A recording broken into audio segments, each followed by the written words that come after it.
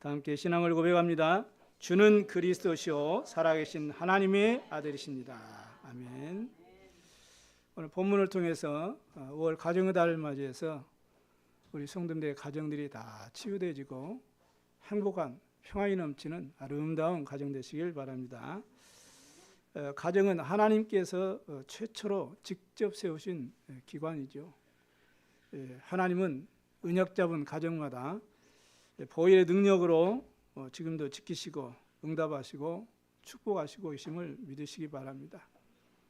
눈에 보이지 않지만 성령으로 함께 하시고 인도하시고 지금도 여러분의 가정을 지키시고 계십니다. 그런데 지금 세상을 보면은 많은 가정들이 심각한 문제로 어려움들을 이렇게 당하고 있죠. 그래 현대 가정 이 지금 시대를 가정 위기 시대, 또 가정 분열 시대, 가정 파괴 시대, 그리고 가정 파탄 시대. 또 어떤 이는 정신적 이혼 가정 시대 이렇게도 말합니다. 그러니까 함께 살고 있는데 정신적으로는 이혼 상태라 이 말이죠. 이렇게들 또 지적을 하고 있습니다. 오늘도 기도했지만 이 눈에 보이지 않는 사단이 가장 먼저 어디를 공격했어요? 가정을 공격했어요. 지금도 똑같습니다. 사탄의 제1호 공격 대상이 가정이기 때문에 가정을 깨뜨리려고 온갖 수단을 동원해 가지고 공격하고 있어. 여러분의 단점을 계속 공격해 가지고 분쟁 만들고 틈을 노리고 사랑이 식어지게 만들고 이렇게 해서 상처와 상처 속에서 서로가 고통을 받고 실패하도록 만들고 있습니다. 그러나 하나님께서 예수 그리스도를 우리 인생의 모든 문제자로 우리가 고백하고 생명의 주인으로 우리가 영접한 우리 개인과 가정은 주님이 단단하게 지키시고 인도하시고 축복하심을 믿으시기 바랍니다. 그래서 그 믿음 가지고 그리스도 예수 이름으로 기도할 때마다 가정의 흑암 세력이 결박되고 주님께서 여러분을 돕도록 약속하신 주의 천사들을 보내셔서 반드시 응답하시고 복을 주실 줄로 믿습니다. 더 중요한 것은 우리에게 주신 이 언약의 바통을 반드시 우리 후대들에게 전달해서 우리 후대들이 정말 언약의 바통을 이어받고 시대 살릴 그러한 절대망대로 제자로 세워지는 아름다운 가정으로 축복하심을 믿습니다. 그래서 가정의 행복은 그냥 가만히 입 벌리고 누워 있어서 오는 것이 절대 아니에요. 농사를 짓는 농부가 씨를 뿌리면 가만히 가을을 기다립니까? 늘 24시 관심 갖고 가서 또 가꾸고 정성을 들이듯이 우리의 가정도 하나님이 약속하신 창조의 이 가정으로 우리가 만들기 위해서는 영적으로 지혜가 필요합니다. 또 영적인 싸움이 필요합니다. 이런 가정들 되시기 바랍니다. 5월 가정달이기 때문에 어떻게 하면 우리 가정이 우리 참빛교회 모든 가족들의 가정이 성경적으로 영적인 가정으로 이렇게 잘 가꾸어지고 또 우리 성도들의 모든 가정이 이 지역과 민족과 이 세계를 살리는 시대 앞에 쓰임받는 아름다운 가정으로 응답받게 되기를 바랍니다. 그러면 어떻게 해야 되겠습니까? 첫 번째, 말씀 중심의 가정이 돼야 돼요. 오늘 6절에서 9절에 지금 내용을 우리가 읽어봤습니다. 9절에 하나님이 짝지어 주시는 것을 사람이 나누지 못할지니라 말씀하셨죠. 그런데 2절에 보니까 바리새인들이 신명기 24장 1절 2절 그 말씀을 근거로 가지고 지금 이혼 문제를 가지고 예수님을 시험해 가지고 세례요한과 동일한 운명에 빠뜨리고자 이렇게 지금 방해를 하고 있죠. 이렇게 하나님을 섬기고 오직 하나님 여호와 하나님만이 우리 민족의 유일하신 하나님이라고 자처했던 그 바리새인들이 눈에 보이지 않게 활동하는 이 영적인 존재인 이 사단의 종노릇을 하고 있는 줄도 모르고 종노릇을 하고 있는 거죠. 마태복음 4장 1절에 11절에 보니까 예수님께서 기도하는데 이 마귀가 시험을 걸죠. 그때도 예수님께서 신명기 말씀을 가지고 이 마귀 사단을 물리치신 것을 볼 수 있어요. 오늘 저와 여러분 예배를 통해서 말씀을 마음속에 딱 약속으로 각인하시길 바랍니다. 말씀이 내 안에 각인되어지는 만큼 영적 싸움에서 승리할 수 있음을 꼭 믿으셔야 돼요. 5절에 보니까 너희 마음이 완악함을 인하여 그랬어요. 바리새인들이 얼마나 완악한지요. 율법 철저히 지키는 바리새인들이 하나님 말씀에 대해서 완악했다고 지금 예수님은 지적하고 있습니다. 그래서 그 명령을 모세가 그 명령을 기록했지, 원래 하나님이 짝지으신 그런 가정은 인간의 힘으로 스스로 나눌 수 없다라고 주님이 말씀하시죠. 창세기 1장 27절 28절에 창조의 언약을 우리에게 주셨잖아요. 가정에 인간은 하나님의 형상으로 지음받은 영적 존재입니다. 그래서 하나님이 주신 모든 축복을 우리 가정들이 다 누리도록 하나님이 은혜를 베푸셨어요. 그런데 원래 첫 가정인 아담과 하와의 가정에 하나님과 함께한 아름다운 그 가정이 사단이 들어와 가지고 불순종의 죄를 이렇게 딱 심어 가지고 하나님을 떠나도록 만든 것입니다. 그게 선악과를 먹는 그 행위 언약이라고 해요. 이렇게 하나님을 떠나는 순간 이때부터 행복해야 될 가정, 내 살 중에 살이요 내 뼈 중에 뼈라고 그렇게 사랑의 고백을 했던 그 가정이 서로가 이제 정죄하고 서로가 판단하는 원수지간이 되어버린 것입니다. 그게 창세기 3장 사건 아닙니까? 그뿐만 아니고 죄를 짓고 하나님을 떠나니까 이제는 서로 간에 죄책감에 사로잡혀 가지고 여호와 하나님을 낯을 피해서 동산나무에 숨었다고 성경은 창세기 3장 8절에 12절에 말씀합니다. 그러니까 하나님이 나타나셔가지고 왜 숨었냐고 이렇게 질문하니까 뭐라고 말하죠? 내가 벗었으므로 두려워해서 숨었습니다. 이렇게 말합니다. 하나님을 떠난 인간, 하나님을 떠난 가정은 이처럼 참된 평안과 안식이 없어요. 아무리 잘 먹고 잘 살아도 영적으로는 참 평안이 없는 겁니다.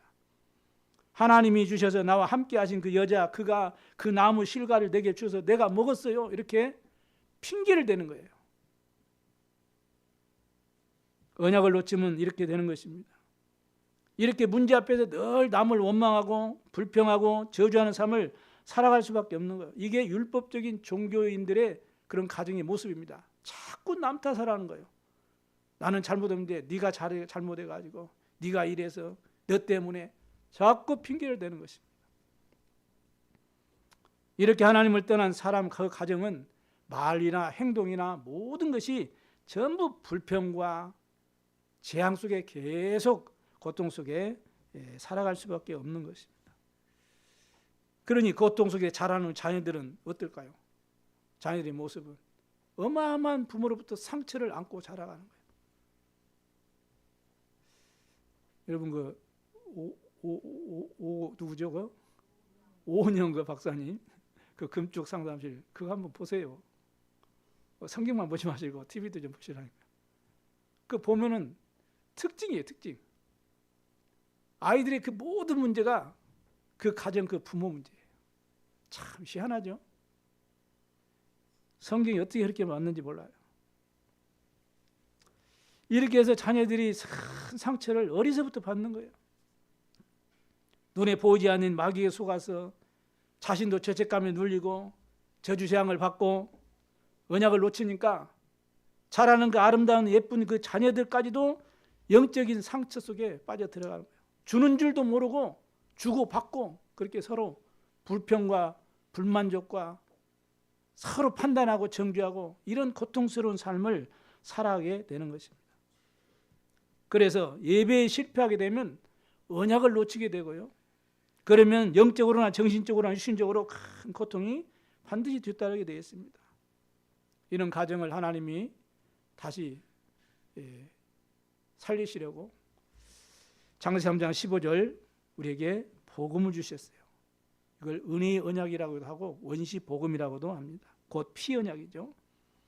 마귀의 속아서 하나님을 떠난 죄로 인해서 재앙과 고통 속에 있는 온 인류의 가정을 구원하시려고 약속하셨어요.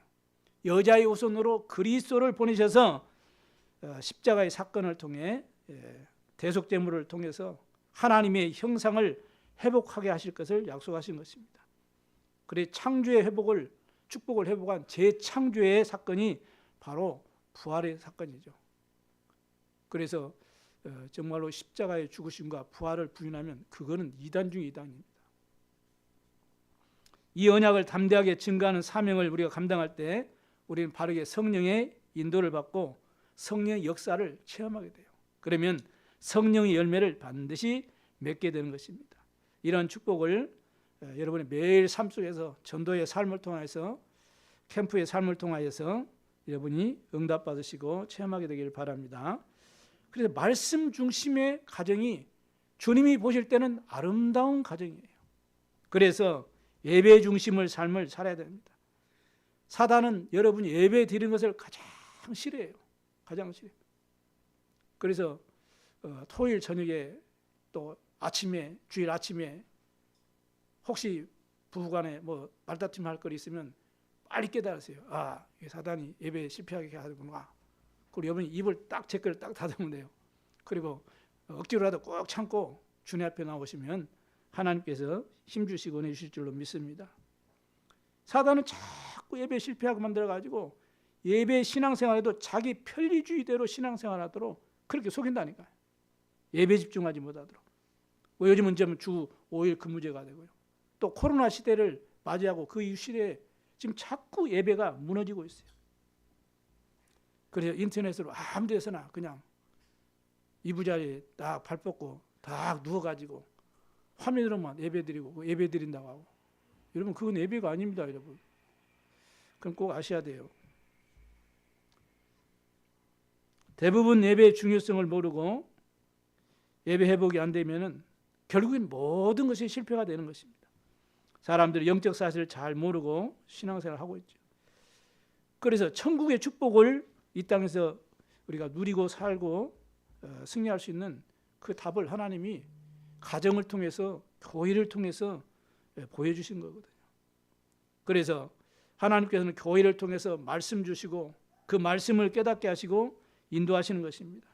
그리고 교회 생활, 즉 예배 생활을 통해서 주신 언약의 말씀을 붙잡고 이제는 여러분 한 주간의 가정 안에서 그 말씀이 성취되고 기도 응답을 통해서 항상 기쁨과 사랑이 넘쳐나고 영적 싸움에서 승리하게 되기를 바랍니다. 이래서 여러분의 가정과 가문에 파고 들어오는 이 죄와 이 저주, 재앙, 흑암의 세력을 완전히 몰아내고 영적으로 승리할 뿐만 아니고 육신적으로도 하나님께서 아담 가정을 창조하셔가지고 생육하고 번성하고 땅에 충만하고 모든 만물을 다스리고 정복할 만큼 그러한 육신적으로도 승리하는 복의 근원들이 다 되어지는 가정 되기를 바랍니다. 그래서 성령과 능력과 큰 확신으로 여러분 가정이 든든히 세워져서 여러분 가정에 정말로 생기가 넘치고 생수가 샘솟는 그런 믿음 생활을 하시기 바랍니다. 하나님께서는 십자가의 사랑과 성령의 인도로 여러분이 소망이 넘치도록 응답하실 것입니다. 그래서 내가 받은 기쁨과 내가 받은 축복을 또 다른 사람들에게 전달할 수 있는 그러한 증인으로 거듭나게 되시기를 주님의 이름으로 축원합니다. 사도행전 10장 33절에 보면은 이 고넬료가 베드로를 이렇게 초청하는 장면이 나와 있습니다. 그때 내가 곧 당신에게 사람을 보내가지고 하인을 보냈죠. 보내가지고 당신 이 베드로 당신이 내게 오셨으니 정말로 참 잘했다. 이렇게 이 고넬료가 이 대화를 나눕니다. 그러면서 이제 우리는 주께서 당신에게 명하신 모든 것을 듣고자 하여 우리 가족들이 다 지금 하나님 앞에 모였습니다. 이렇게 고백을 해요. 그 고넬료는 이 뭡니까 로마의 백부장이죠. 최고의 엘리트 군인이에요. 대단한 사람이거든요. 그 사람이 로마인인데도 불구하고 얼마나 하나님의 말씀을 사모했든지 자존심도 필요 없어요. 자기 신분도 필요 없어요. 그게 문제가 되지 않는 거거든요. 어떤 사람은 자존심 상해가지고 예배에 실패하고 이래가지고 어려움과 고통을 당하는 사람도 많지 않아요. 그런데 이 고넬료는 그렇지 않아요. 자기 자존심도 내려놓고 자기의 신분도 내려놓고 하나님 앞에 내가 나왔습니다. 이렇게 보여야죠. 얼마나 하나님의 은혜를 사모했으면, 얼마나 하나님의 말씀을 사모했으면. 그래서 베드로를 통해서 그 가정에 성취될 하나님의 축복의 말씀을 전달하게 되는 거죠. 하나님의 은혜를 사모하는 자에게 하나님의 은혜를 베푸십니다. 하나님의 은혜를 사모하는 그 사람에게 하나님은 그 가정에 축복하시고 그 후대에게 풍성한 은혜로 축복할 줄로 믿습니다. 이러한 신앙의 그릇을 가지고 이 자세를 가지고 살아가는 그런 가정을 하나님은 한 시대에 쓰임받는 가정으로 반드시 축복하실 줄로 믿습니다. 그리고 우리 가정이 정말로 기도 중심의 가정이 되시길 바랍니다. 마틴 루터는 자기가 스스로 고백하기를 나는 기도에 11조를 드렸다 이렇게 고백했어요. 그의 일기장에 뭐라고 했냐, 내가 너무 바쁘구나, 내가 요즘 너무나 바쁘구나, 그래서 내가 더욱 기도를 해야 되겠다라고 자기 일기장에 기록해 놓은 그 기록이 있습니다. 이러한 기도의 자세를 꼭 회복하셔야 됩니다. 바빠가지고 시간이 없어가지고 기도하지 못하고 예배하지 못하고, 그거는 하나님과 중심이 맞지 않는 삶입니다. 우리는 바쁠수록 더 주님과 깊은 교제가 많아져야 돼요. 어려움이 있을수록 그리스도의 이름으로 주님 앞에 무릎 꿇게 되길 바랍니다. 문제가 있을수록 그리스도의 이름 부르시기 바랍니다. 어려움과 위기가 있을수록 주님 앞에 나오시기 바랍니다. 은혜를 사모하시기 바랍니다. 그 심령을 하나님이 아시고 응답하시게 되어 있어요. 여러분 믿으시기 바랍니다. 바빠서 예배할 시간이 없고 할 일이 많아서 기도할 시간이 없다면 영적으로는 그 상태가 심각하게 무너져가고 있는 거예요. 그게 증거예요. 하나님과의 관계가 자꾸 사라지는, 멀어지는 삶을 사는 그 증거라니까요. 그게 종교생활의 모습입니다.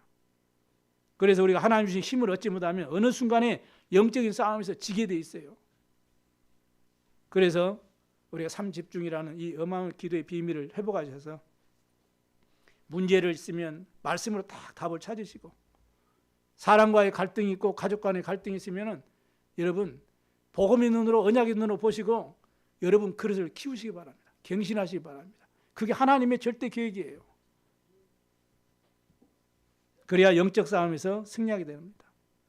위기와 어려움이 있으면 여러분이 그걸 가지고 도전할 수 있는 기회요 발판으로 딱 삼으시고 여러분 응답받고 새 은혜를 회복하는 여러분 귀한 행복한 가정 되시기를 바랍니다.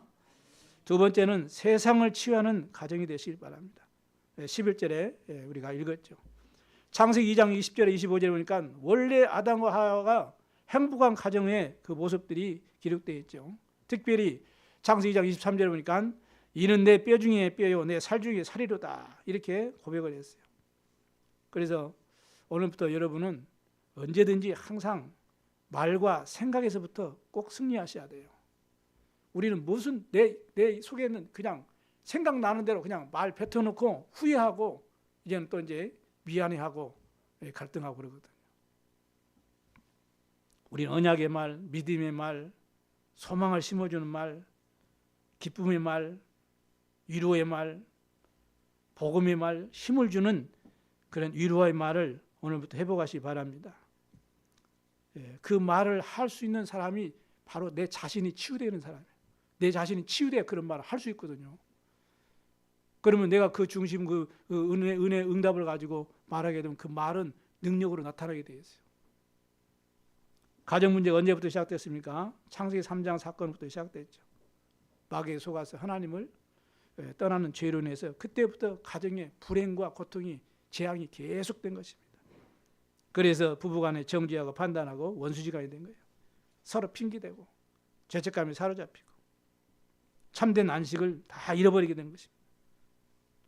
그래서 문제만 있으면 상대방을 원망하고 불평하고 저주하고 율법으로 빠져버리고 그래서 참된 평안을 잃어버리고 살게 된 것입니다. 그래서 예배에 실패하게 되면 모든 고통이 다 오게 된 거예요. 창세기 3장 사건은 가정이 파괴되는 사건입니다. 그때 하나님께서 찾아가셔서 아담에게 왜 네 선악과를 먹었냐 질문했잖아요. 내게 주신 저 여자가 주어서 먹었습니다. 이렇게 대답을 했습니다. 그러면 그 말을 옆에서 듣고 있던 하와의 마음은 어땠을까요? 그렇게 사랑했던 그 상대방인데, 아이고 저 여자가, 하나님 주신 저 여자가, 나는 안 먹으려고 했는데 저 여자가 주어서 어쩔 수 없이 먹었습니다.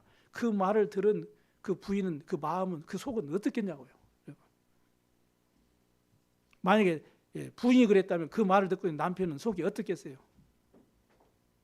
그러니 부부간의 신뢰가 완전히 막 박살나버리는 거예요. 그건 사단이 가장 원하는 겁니다. 여러분. 이 세상이 이렇게 변해가고 있잖아요. 사단은 악착같이 부부관계를 자꾸 이간시키고, 사단의 주 특기가 뭐예요? 이간질하는 얘기잖아요. 거짓이에요. 사람과 사람 사이에, 가족과 가족 사이에 자꾸 깨트리는 거예요. 그게 사단의 계략입니다. 한 해 동안의 이혼율이 47.4%라고 하잖아요. 세계 1위라고 하잖아요. 하루에 평균 398쌍이 이혼한다고 합니다. 그 이유는 뭡니까? 별거 아니에요. 성격 차이. 여러분, 이 땅에 내 성격과 같은 사람 한 사람도 없습니다. 여러분, 내 성격과 맞추려고 하지 마세요. 내 성격과 맞는 사람, 똑같은 사람은 한 명도 없다는 거 아니야. 남자와 여자는 성격도 다르고 그 문화도 다르고 체질이 다 달라요. 또 지방에 따라서 뭐 사랑하는 표현도 다르고 그러잖아요. 방식도 달라요. 제주도 가면, 부산 가면은 그냥 평범한 그냥 보통 말인데 막 욕하는 것 같고요. 막 이 듣기가 거부가고 막 그러다니까. 그 지방의 사투리고 그 지방의 표현 방식이에요. 그래서 여러분이 복음 가진 여러분은 모든 것을 영적인 눈으로, 전도의 눈으로 이렇게 해석할 수 있기 바랍니다. 그래서 여러분이 가정과 가문과 지역을 치유하는 절대망대로 세워져서 그 여정을 가고 이정표를 세우는 믿음의 가정의 모델이 다 되시기 바랍니다. 하나님 떠난 가정들은 그래서 결국에는 함께 살아 나 중심이요, 내가 주인이요, 뭐든지 내 생각대로, 내 스타일대로, 내가 원하는 대로 되지 않으면 속에서 막 끓는 거죠. 어느 정도까지 참을 겁니까? 이게 이제 폭발하게 되는 거죠. 왜냐? 하나님을 떠나 있는 가정은 그럴 수밖에 없어요. 나 중심이 될 수밖에 없어요. 그러니 이 창세기 6장에 보니까 네피림 시대에 딱 잡히잖아요. 물질 중심으로. 돈이 이 최고가 되고, 돈 때문에 온갖 이 죄 가운데 빠지고요. 창세기 11장에 바벨탑 그런 가정이 되는 것입니다. 오직 성공 중심으로. 자녀를 가르쳐도 무조건 1등 중심으로. 최고의 대학을 가야 되고, 최고의 공부를 해야 되고, 그렇게 막 그냥 몰아붙이고, 그런 능력이 안 되는 자녀들은 거기에 눌려가지고 그야말로 상처투성이고. 얼마 전에 이 아들이 부모를 죽였잖아요. 부모 죽이려고 태어났겠습니까? 그 영적인 문제 해결할 수 없는 거예요. 아무리 공부를 많이 하고 아무리 돈이 많아도 해결이 안 되는 것입니다. 사단은 이렇게 가정을 깨트려요. 그래서 하나님 없이도 살 수 있다고, 네가 하나님이 될 수 있다고 이렇게 속이는 것입니다. 그래 창세기 12장에 보니까 하나님과 우상과 같다고 그렇게 생각하잖아요. 그런 가정에서 살던 아브라함을 하나님이 건져내신 것입니다. 여러분 꼭 기억하시기 바랍니다. 부부간에도 아무리 사랑해도 다 개인의 이 과거의 영적 문제들이 다 있어요. 그것이 이제 가정을 이루면 가정 문제로 개인의 상처, 아픔, 또 서로 간에 숨겨진 문제, 숨겨놓은 문제, 이런 것들이 다 있어요. 그러니 그런 문제를 가지고 이제는 살아가잖아요. 현재 문제로. 그 속에서 경제 문제 오죠. 열심히 아이들 가르치려고 하는데 자녀 문제 오죠. 열심히 내가 내 몸을 관리하는데 또 이제 뭐 건강 문제 오죠. 집안 식구에 이런저런 문제들이 자꾸 쌓입니다. 그러니 쌓이니 어떻게 돼요? 미래에 대해서 자꾸 살아가면서 나이 들수록 자꾸 이제 미래에 대한 불안감이 자꾸 쌓이는 겁니다. 세대별로 차이는 있을 수 있지만요. 그래 나이 들수록 어떻게 사람이요? 자꾸 이제는 내 미래에 대한 노후에 대한 대책, 불안감에 휩싸여요. 이게요. 그러니 그런 가정들이 이렇게 살아가고 있으니 얼마나 이 정말로 이 얼음 위에 걸어가는 듯한 그런 위태위태한 그런 삶을 사는 거예요.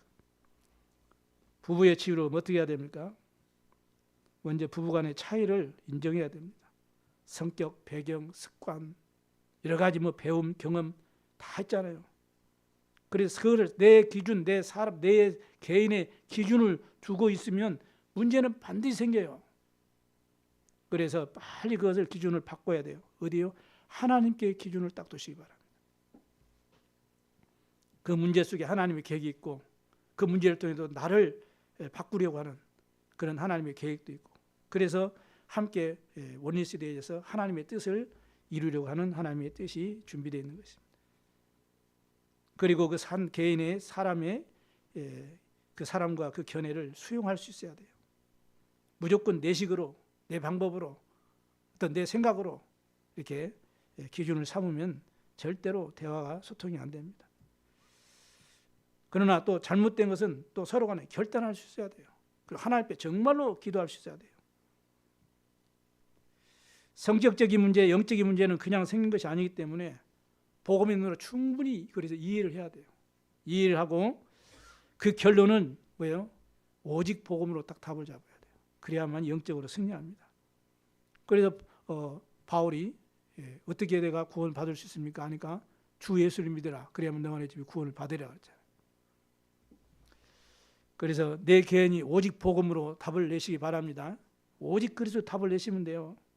왜냐? 하나님 여러분을 부르실 때는 복음으로 부르실 때는 여러분의 집안의 제사장으로 불렀거든요. 집안의 모든 재앙을 꺾을 수 있는 물리칠 수 있는 제사장으로 여러분 불렀습니다. 여러분의 가문을 살릴 선지자로 여러분 불렀다니까요.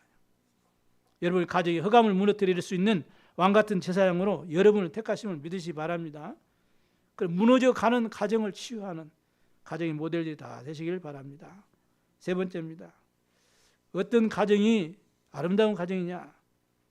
이 생명의 언약을 자녀에게 전달하는 가정이 아름다운 가정이에요. 오늘 14절에서 16절에 예수님이 말씀하신 내용을 우리가 참고하셔야 됩니다. 16절에 그 어린 아이들을 안고 저희 위에 안수하고 하시고 축복하시니라 이렇게 기록하고 있습니다.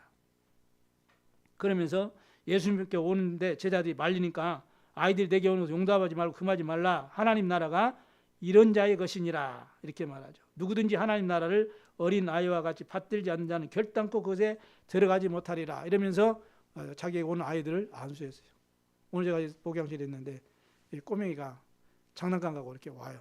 그래서 이리 와 그랬더니 이리 오라겠는데 이 아이가 오더니 내 무릎에 딱 앉는 거예요. 근데 내가 머리에 딱 손을 얹고 안수기도 해줬어요. 아이게 딱 기도했더니 그랬더니 아멘 그랬더니 얘가 아멘 하고 가는 거예요. 너무나 귀엽더라고요. 안수하고 기도하셨어요. 여러분의 자녀들을 마음껏 축복하시기 바랍니다. 창세기 12장 1절에 3절에 보니까 하나님이 아브라함을 그 가정을 부르셨어요. 세계의 복음을 위한 믿음의 조상으로 부름받은 아브라함은 그 아들 이삭에게 모리아 그 산에서 수양의 사건을 통해서 정확한 언약을 심었어요.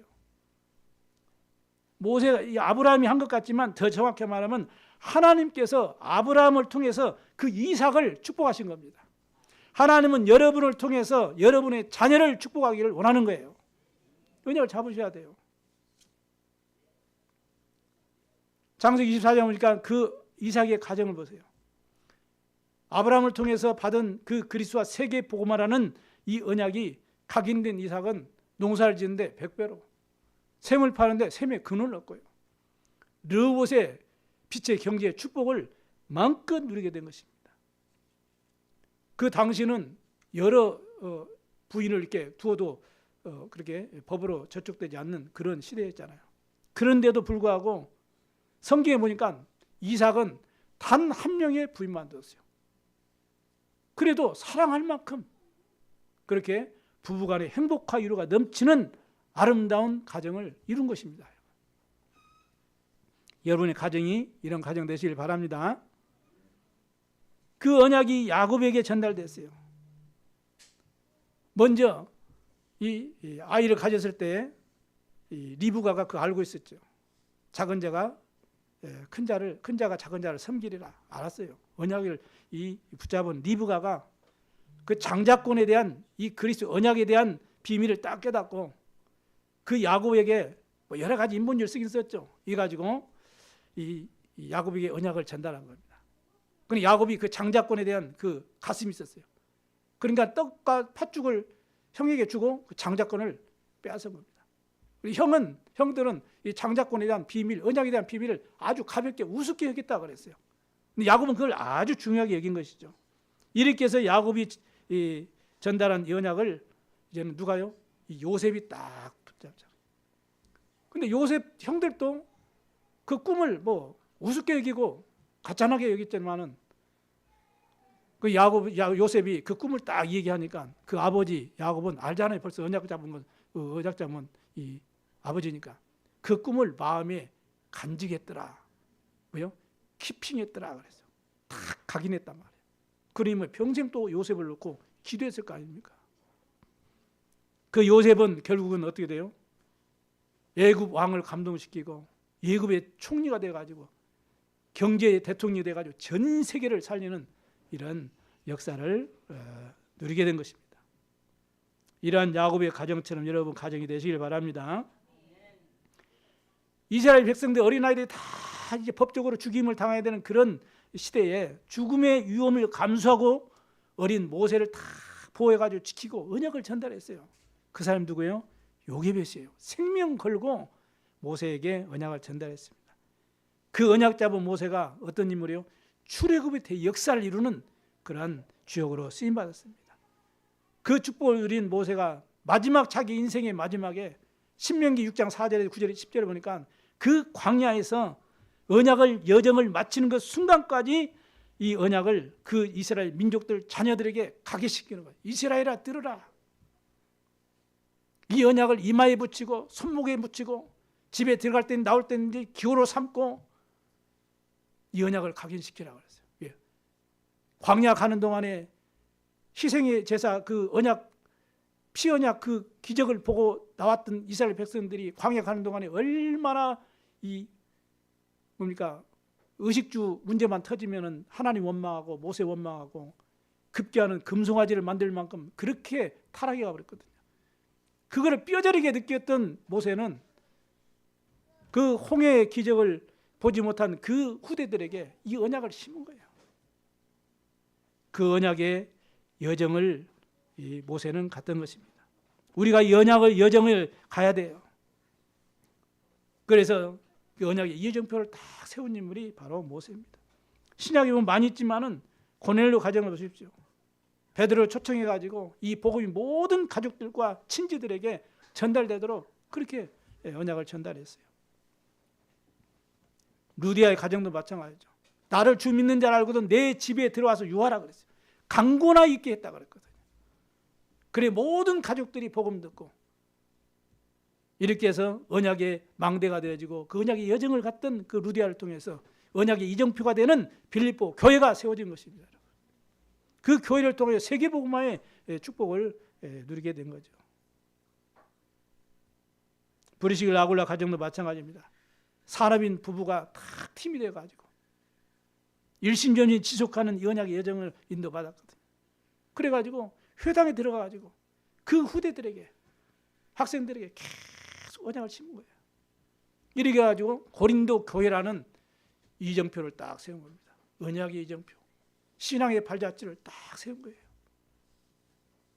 바울은 목이라도 내놓고 전도자 바울을 도와가지고 로마까지 가가지고 로마 복음화에 끝까지 동행했던 인물이라고 우리 기록이 남아 있습니다. 디모데후서 1장에 보니까 유니게의 가정이 나와요.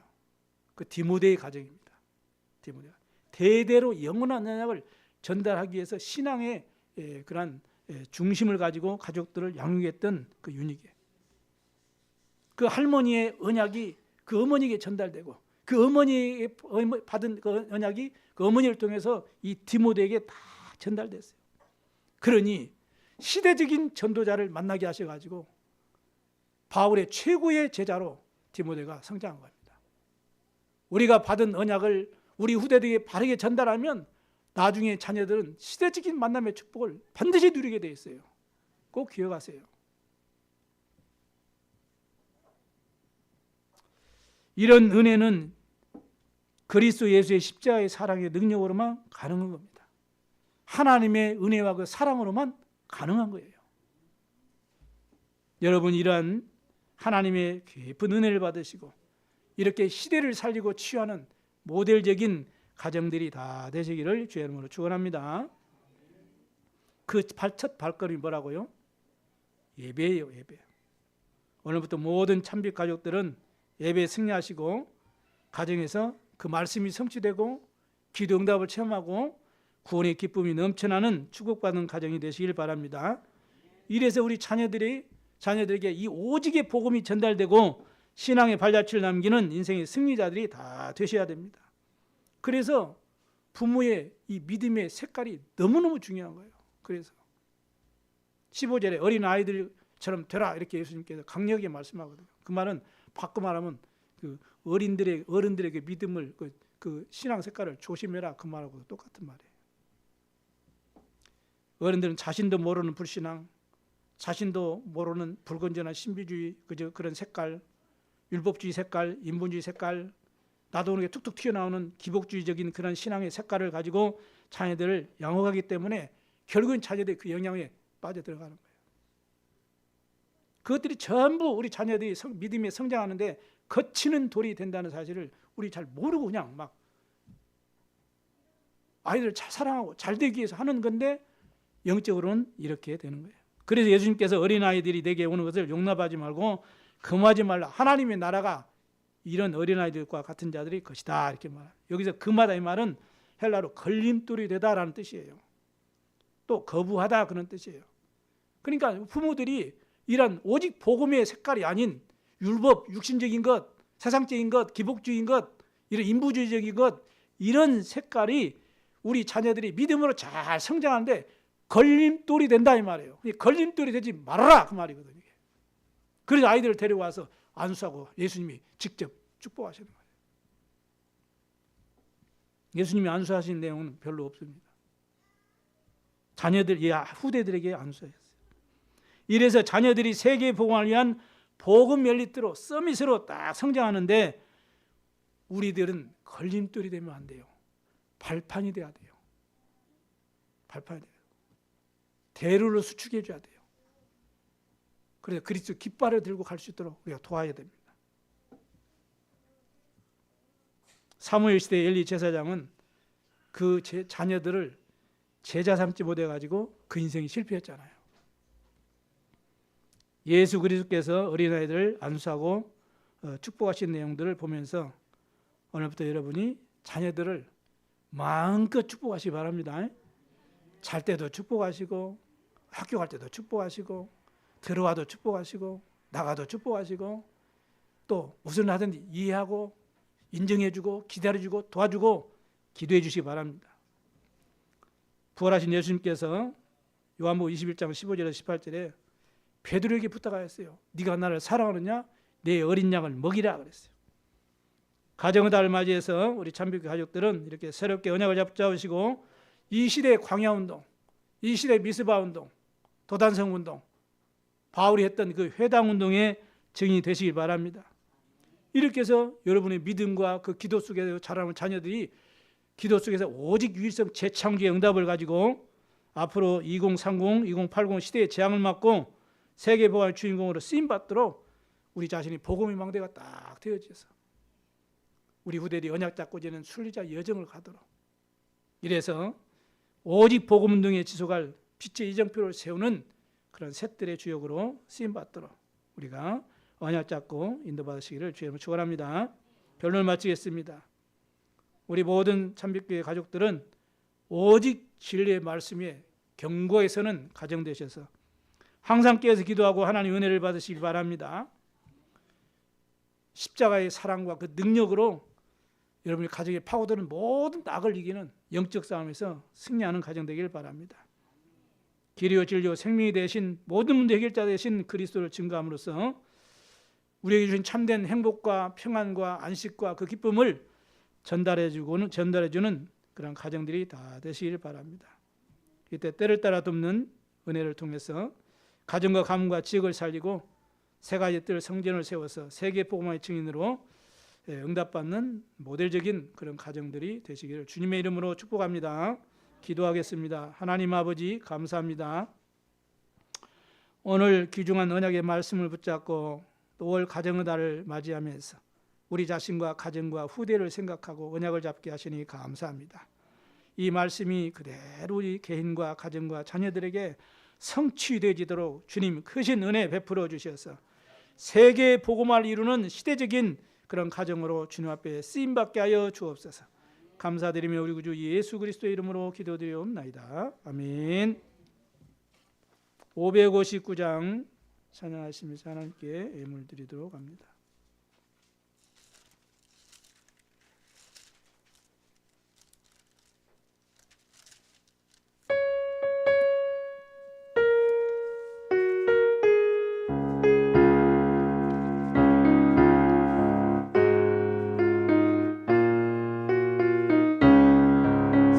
사철의 봄바람 하나님 아버지 모셨으니 믿음의 반석도 든든하다 이 집 즐거운 곳에 고마워라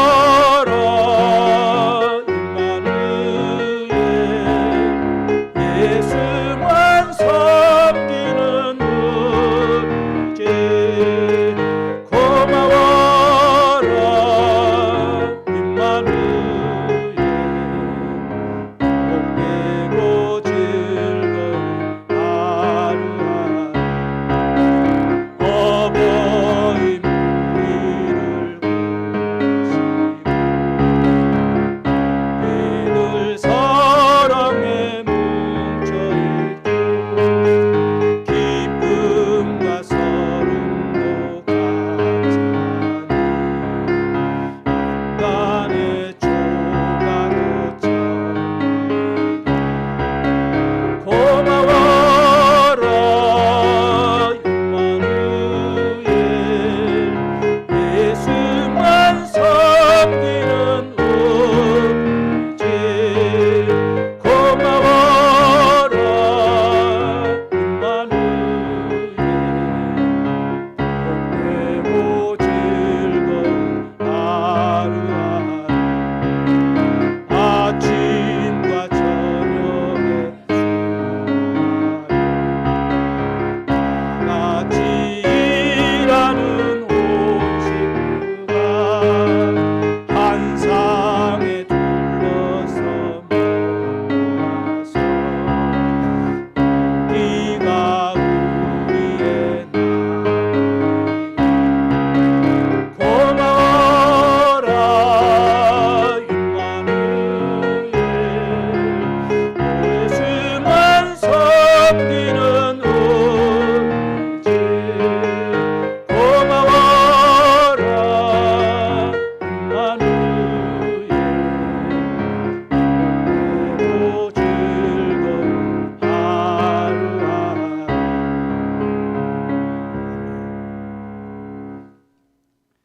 여호와를 경외하며 그의 계명을 크게 즐거워하는 자에게는 후대에게 복을 있으리라 이렇게 말씀합니다. 이 복이 넘쳐나기를 바랍니다. 교회 소식란을 보겠습니다. 월요일마다 전북 대학전도학교 또 25개 대학 캠프 지금 군산에 지금 시작되고 있습니다. 진행되고 있습니다. 또 현장에 중요한 또 다민족 제자들이 찾아지고 세워지고 있습니다. 그래서 여러분 계속 관심 가지시고 기도하시길 바랍니다.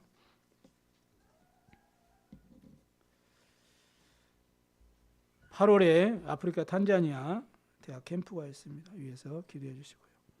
9월에 한 주간 아르메니아 선교가 10일 동안 있습니다. 기도와 물질로 선교의 원리스가 되시길 바랍니다.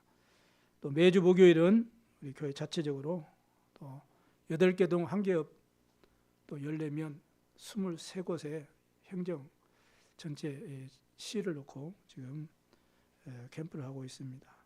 그래서 하나님이 가장 원하시고 우선시 하시는 현장을 두고 이제는 6월에 교회 전체 캠프가 이제는 진행됩니다. 위에서 기도해 주시기 바랍니다. 5월 달은 너무나 여러 가지 또 가정마다 이렇게 일들이 많아서 정교인 야외에는 현충일 6월 6일 날 금요일 날로 이렇게 시간표를 정해놨습니다. 미리 스케줄을 조정하셔서 교제 성도 간의 아름다운 교제가 있기를 바랍니다. 우리 김성철 장로님 따님 지금 둘째를 지금 가졌습니다. 여러분이 기도해 주시기 바랍니다. 진짜 하나님께 귀하게 쓰임 받는 후대가 되도록 기도하시기 바랍니다. 기도하겠습니다. 하나님 아버지 감사합니다. 오늘 또 가정의 달을 맞이해서 가정주일로 우리가 하나님께 예배하게 하시니 감사합니다. 오늘 선포된 말씀 그대로 우리 성도 가정들이 아름다운 가정들이 되게 하옵소서. 응답받는 가정들이 되게 하옵소서. 이 생명의 복음을 전해서 많은 제자를 세우는 가정 되게 하시고 우리 자녀들이 세계복음에 쓰임받는 모델적인 가정들이 되도록 주님이 두 손들어 축복하여 주옵소서. 드려진 귀한 예물의 복을 주시고 237 5천 종족을 살리는 예물 되게 하시고 정말 한 나라를 24하며 12나라를 섬기는 귀중한 전도 선교의 경제 예물이 되도록 성사 하나님 충만하게 역사하시고 이를 위해서 우리 성도의 가정과 개인과 또 이제는 모든 산업과 현장 위에 빛의 경제로 축복해 주옵소서.